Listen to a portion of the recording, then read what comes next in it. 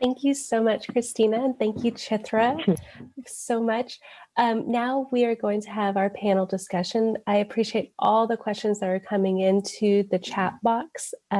So please keep on chatting in your questions. So first up, I would like to introduce our panelists for those of you who weren't able to attend our panel discussion a little bit earlier. Welcome back, Jerry Smith. He's the Marketing and Business Development Manager from the Institute on Community Integration at the University of Minnesota. Also joining us is Erica Machulak. She's the founder of Hikma Strategies, an organization that helps scholars bring their ideas to new contexts through communication and collaboration. And last but not least is Denise Henrikson. She's from Social Policy Research Associates, where she conducts research and analysis to develop training and technical assistance tools for workforce system partners. So thank you all for joining us. Let's start back up a little bit and answer some of the questions that I know the participants had, and then I'll move the discussion over to the panel. Christina, first up, you mentioned so many great resources. One person was specifically asking about alt text. Which of those resources would be the best to define what alt text is, what it should include, and how to get help? Yeah, so I would go to the usability.gov site. I think they have some good lists on how to write good alt text. And so, I mean, they all really do. Alt text is such a big issue in accessibility. And then there's some good guidelines on how to practice with that. And it really also goes down to, including users of it in your conversations and in your practice. So you're getting that feedback from users. But the usability.gov I really like because it's incorporating all those different usability needs and really getting down to like how the greatest number of people can access that content, cognitively and to the point of comprehension, right? Definitely. Thank you. Something that came up during your presentation, Chitra, was do you have recommendations for using social media if you're not giving the time or the expertise, or even have social media fatigue after, or just because? Oh, that's a very good question. Social media fatigue is real, especially, with COVID and so many things going on. I think, we have to give grace that this is one more venue of information. It's our choice to use it. We continue to follow people who are good sources of information, who provide accurate and good sources of information. So if we do have a little bit of downtime, that's when you can use it. I think this is where it's really nice to have an organizational account which does all the branding and the need for constant presence. But for your own account, that's when you give yourself grace and the time to step back and consume when you're ready to consume. Thank you. Thank you so much. I think that resonates with a lot of us here today. I saw some chats that were going in there. Let's move on to a question for Erica. Erica, Christina spoke about the importance of using plain language, and your work at Hikma Strategies is all about plain language. So what are some common pitfalls you see with sharing research findings via social media? Well, that's you help them adjust. Yeah. Sure. Well, thank you. That's a great question. And I think Christina made some great points there about things like, choosing words that are commonplace and accessible instead of jargon, and trying to break down sentences and paragraphs into smaller units. She made a couple other points that I think are really useful. I think one of the things that many of us do that trip us up when we try to use plain language, especially in something like a tweet where you really don't have that much space, is to try to incorporate every nuance and every complexity. And, one of the things that drives journalists crazy about researchers, for instance, is that they don't make these bold, punchy statements. They always want to add the context and the nuance that is kind of the nature of their work. And so I think part of the trick is to really try to distill into the things that you can say that are true, not to try to tell the whole complexity of the story in one tweet, but to try to really figure out something that you can say that's a small nugget, especially in a context where things just get retweeted really quickly. Having a tweet that has many, many threads can work sometimes, but isn't appropriate for every context. You can have a bigger impact if you can package something more tightly a lot of the time. Christina and Chitra, I don't know if you would agree with that. That's my sense of what seems to work well. Absolutely. Crafting a good tweet is an art. I mean, my first few tweets were not perfect because as a researcher, you want to add as much nuances in so that when people have a discourse, you have the whole knowledge. I think, that's where using threads would be useful. So if you have a series of things, have one thing and then let people know for FYI, here's the additional context. But I totally agree with you, Erica, on what you're saying. Definitely. And it seems maybe relating back to the presentation earlier, if you have something pretty complex to share or something that has a lot of nuance, perhaps setting up a Twitter chat. I'm forgetting the word. Is that what it's called? I think having those integrated dialogues and also, sort of interfacing between multiple kinds of social media is one they talked about earlier. So if you really want to write a longer piece and you write an op-ed or a long form piece on Medium, you can always link to it in your Twitter as well. So you can kind of use different strategies to get at different nuances or link to a citation, something like that. Using images too. I mean, Christina and Chitra made so many great points about images today, but they really can convey a lot of the nuance. And I think the studies show that they get more traction on social media. Right, and also just thinking about which platform you're using, right? So if you, like I said, if you need to write more words to nuance and to offer the description around your topic, use Facebook or use one of your other accounts that allow you to do so. Great, thank you so much. Denise, let me ask a question to you. So Christina also spoke about using plain language and not using ableist language.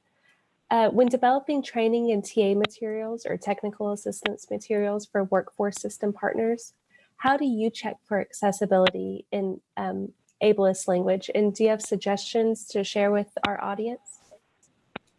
One of the guides that we use is people first. So it's not disabled people, but people with disabilities or individuals with disabilities. I always think in terms of people first. And then acronyms, of course, is always something that you want to spell out, because even when we're working on a project right now where both systems have the same acronym, but they mean different things. So it's really important to spell those out and to explain it, because people might have assumptions, even given the content that you're talking about. There can be overlapping acronyms. Definitely. That's a question that I think commonly comes up at our center and other places. When person first language is definitely what we choose to use, but there's a preferred nomenclature by other folks in the community. So for instance, we could say people with autism or autistic people, which I've heard has been the preferred choice of people with autism or autistic people. So Christina, do you have a comments about that, or what do you do at HDI? Right. Yeah. So we typically, we distinguish between person first language and identity first language. And so typically we recommend the default be person first language. There are particular groups that we know prefer identity first language, and like you gave the example of autistic people. And so it's still about getting to know the individual and what they prefer, but also the deaf community sees deafness as part of their identity. So they identify that as as something that they call themselves, deaf people. So yeah, that's the exact same, I guess, process that we move forward with at this point. But yeah, always being willing to understand and hear the voices of people with that lived experience and their preferences and respond accordingly. Definitely listening, right? Like what Chitra was talking about earlier in her presentation. So Jerry, let me talk to you for a sec. Metrics mattered less to Chitra based on her purposes for using social media. Like, so she mentioned identifying her blind spots, figuring out appropriate language of communities, and hearing from stakeholders. It's not quite a dissemination tool like other people and organizations use social media. So what is your take on this? And do you at the Institute for Community Integration evaluate social media primarily through metrics? Well, metrics certainly matter a lot to us, and our purpose is much more for dissemination and ideally for engagement with the audience than just individual conversations. But we've also found that if we don't use accounts frequently, and we probably have 8 or 9 Facebook accounts and other channels as well, but if we're not using some of them frequently, or if we're just using them to show ourselves at a conference or just only about us, then we're falling off other people's feeds. We're not being popular enough to be in the algorithm to get seen. So it's important that we post pretty frequently. We try really hard to make our stuff engaging and visual and relevant to people. But for that reason, metrics really do matter quite a bit to us. But I have to agree with another part of what you said, though, Chitra. Organizationally, I'm on Facebook and LinkedIn all the time. Personally, I just don't want to go near it anymore. I'm very fatigued with it. So there's a separation of work and home there. Most definitely. I think during when we were all staying home, first forced to stay home, we maybe that was a place where we had community. And now that it's stretched on for so many months, we were kind of taking a step back, or at least personally, that's been my take on the fatigue of social media. You spoke a little bit about infographics, and at Institute for Community Integration uses visuals to share your work and your research. And so I wanted to pose this question to Christina and Chitra. I know there's been some comments in the chat section, but for everyone to hear, what are your thoughts on sharing info via graphs and infographics and data visualizations? And are they hard to gather your alt text for those? Yes, yes. So infographics, like I was saying, particularly in print, are wonderful. I mean, they do incorporate universal design, right? They allow people that have visual access to them to be able to receive that information in different ways, not just text. And so that's great for diverse learners and for people coming from different places. But in terms of those being incorporated into, a social media post or web-based websites, they do pose a problem with being accessible because you can't alt text them like was referenced effectively. So there's a great time and place for things like infographics, and I guess that's just a limitation that's also built into the utilization of them, is that they can't be fully accessible. And I would add, so if I use an infographic, I'll usually describe what is drawing me to the infographic. So I recently saw an infographic on housing costs and, the rising costs and how most people cannot afford it. So I said, oh, great infographic. And this put the big punchline in the tweet and said, and please check out this whole link. So because usually those links will have a more accessible format. So not just simply retweeting the infographic, but put the punchline in, what draws you in, and then put a link to it. Great, thank you. Something that's also been mentioned a couple times is data. If you don't have the staffing to manage social media to the extent that it's helpful, what are some different ways that organizations can do this? And I'll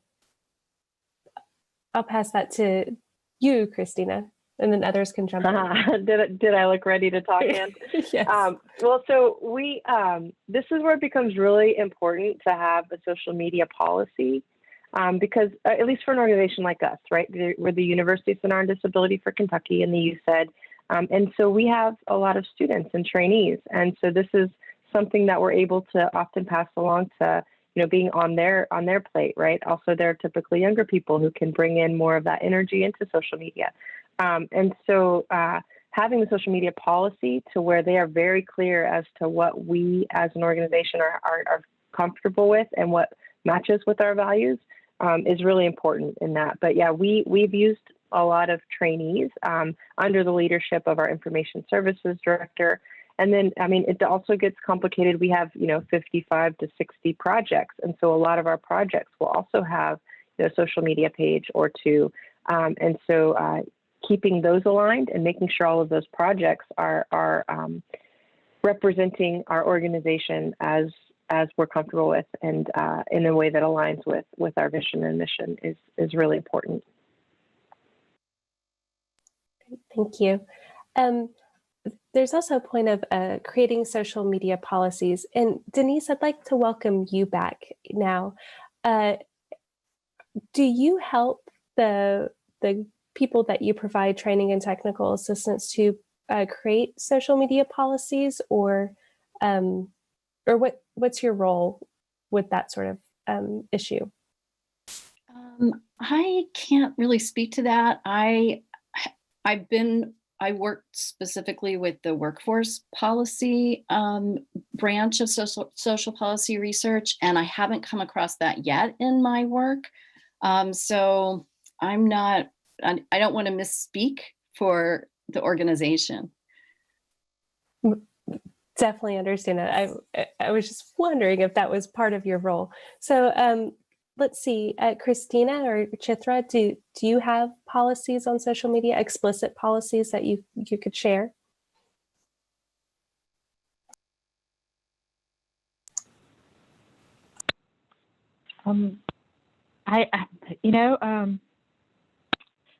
Nothing comes straight to my mind. I think this is where having like social media manager, they will be more able to speak to exactly what those policies are. But we do understand that having the policy is really helpful across all projects. We have multiple projects and multiple tweeters. Yeah, I just shared the link to, this is one of the strategies and tools from the Hootsuite site that I was referencing earlier. So I shared their guideline, and I think it's a really good guidance for writing a social media policy, what's important about it, offer some examples, and how to think through it.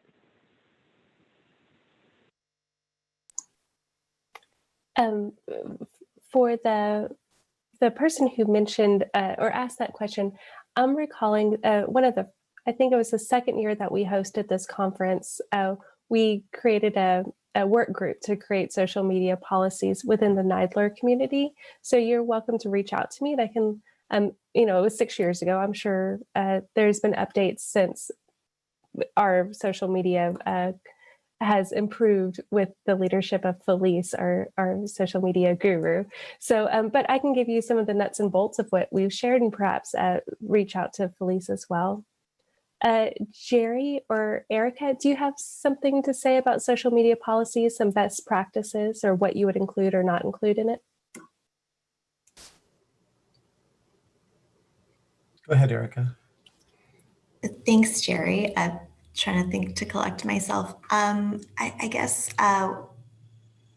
one piece of it is, and I'm not in a massive organization that has a social media manager, but I think understanding who is in charge of the final posting. So a few people have posted tools like Buffer and Hootsuite, and I think both of these and many others, you can preload the posts and then have someone who's in charge decide which ones are going to actually be posted to the public. And so that's a way that you can involve multiple people in the organization, but still have someone vetting to make sure that you have a shared voice. So in some cases, when you have the resources, I think that could help balance the time management and workload issues that we've talked about, with having a consistent voice and having someone who can really sort of take a leadership role in the organization and decide what's appropriate. But I think having general terms of reference for the organization so that everyone agrees on what should be included. And to some of Chitra's points, if you have different accounts or different threads,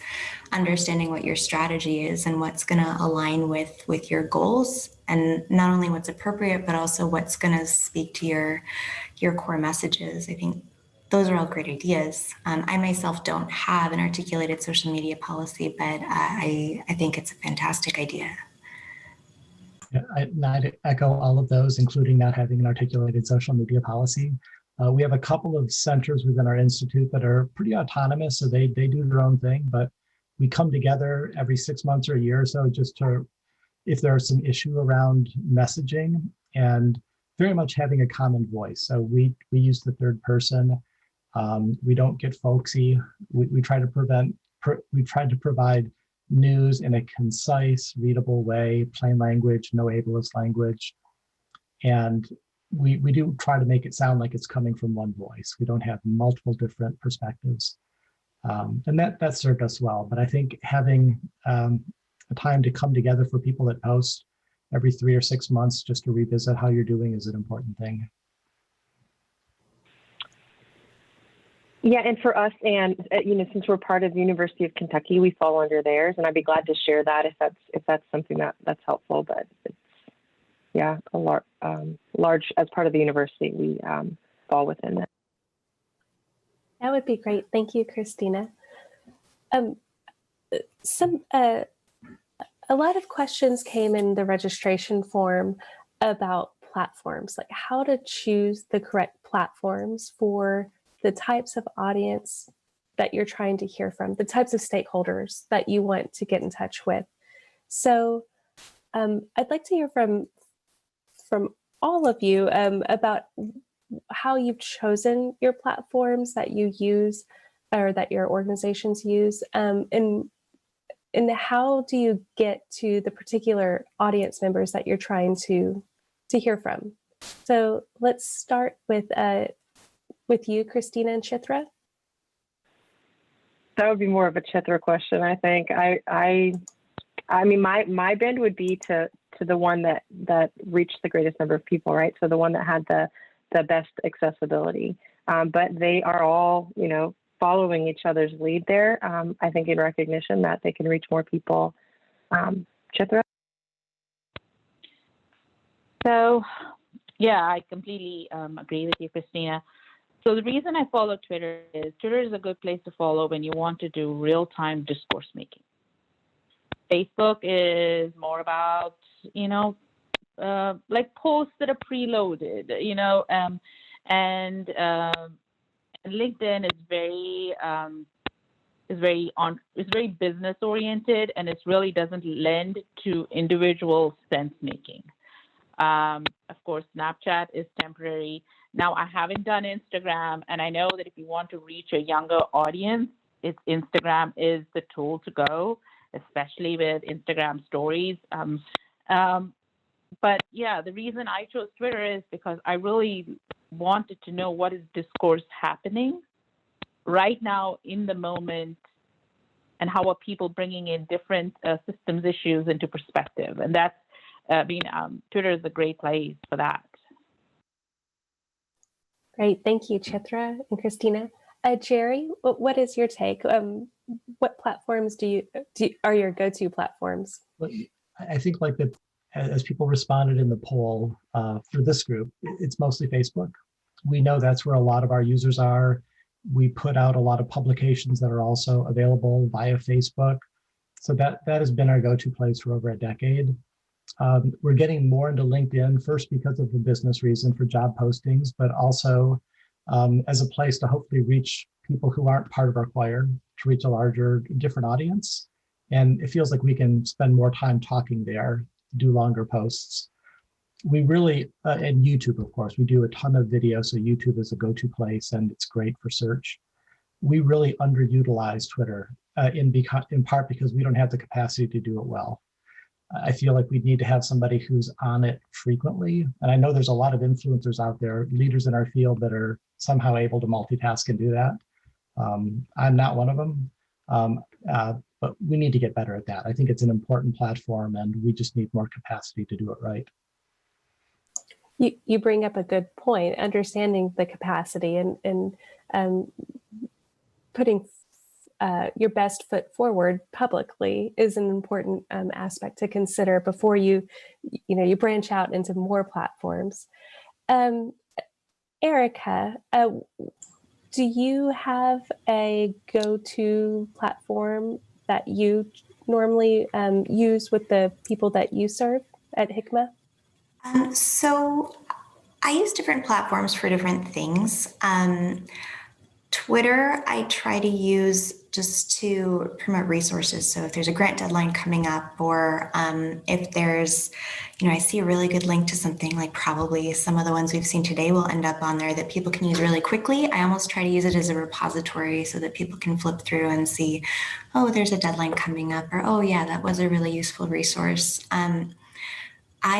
I have a blog that I've just started, and so recently I've been looking into Medium. I think it's a platform that's not used by all stakeholders, but by certain groups that I work with, it's becoming more popular because you can get a little bit more into the nuance. It's longer form, sort of op-ed style articles typically, and the comment functions are kind of interesting, and it's got its own mechanism for community building. However, it's not for everyone, but it's search engine optimized more than the blog functions in my own Squarespace site. So I try to integrate all those things as best I can. And when I have a blog post, I can put it on Medium, and then I can put it for free on my website, and then I can tweet it out and have people be able to access the the free version from my website, because you can only access a certain number of Medium articles without a subscription, I think is how it works. Facebook, I like the community building aspects of it. I am part of it's not for Hikma, there's a pretty active crafting group that I am a part of on Facebook, and they do some great facilitating, but I know that a lot of people are concerned about the way that Facebook uses data, so I'm trying to get away from it a little bit for my organizational social media. But to be honest, it's always a work in progress to try to figure out what works best. Great, thank you. Denise, I understand your work is a little bit different as you provide research and analysis and training in TA to workforce systems. But would you have a take on this? Are there specific platforms that workforce systems could possibly be using to improve their dissemination or their training? Oh, definitely. We recently highlighted the state of Wisconsin that has just kind of off the charts in they're really able to get disability information, and they have really good results with particularly disability population. And we found there's a tool that the Lead Center created called the Drive, which is the data resources to inspire a vision of employment. And I'll put the link in the chat. And when you go there, you can see which states are, what they're reporting, the rates of reporting, and you can even drill down into county. And so you could actually look and see which counties in your area are having really good reporting on certain data elements. You can get really specific with it. And so it's a tool that you would be able to use if you wanted to, find out, just kind of create a best practices kind of forum and do some of the crowdsourcing that was talked about in the first presentation. So it's definitely used by a lot of the best practices that we find do use social media, especially in partnerships, by leveraging with their partners. So it is a really effective tool. Excellent, thank you. I would love to see the Drive. That sounds like a really great resource. I do see a question in the chat box, and Chitra, I'd like to address this to you before we close up. What have you heard of any research about how the time and effort for posting on social media and its related impact has paid off? That is a very good question. I don't have any research studies that I can point to on how it's paid off. And what I can tell you from personal experiences, it has allowed me to connect with people, beyond the US. It has allowed me to connect internationally. It has allowed me to bring in people who are impacted by an issue into the research study and be research consultants. So those are the ways that, the way it has impacted me personally. And it has truly expanded my worldview on the interconnections of issues, because not only I follow people who follow the issues that I'm interested in, but I also follow people who are tangentially interested because they look at it in a very different perspective. But overall, I haven't seen what the impact is, and that's a very good question. Yes, I definitely agree. That's a great question, and something that I think we're continuously trying to find information about, and a great future next steps following this conference. So I wanted to say thank you, Chitra and Christina, for your presentation. And Erica, Denise, and Jerry, thank you so much for serving as reactors for the entire day of the conference. And thank you. Enjoy the rest of your day. Goodbye, everybody.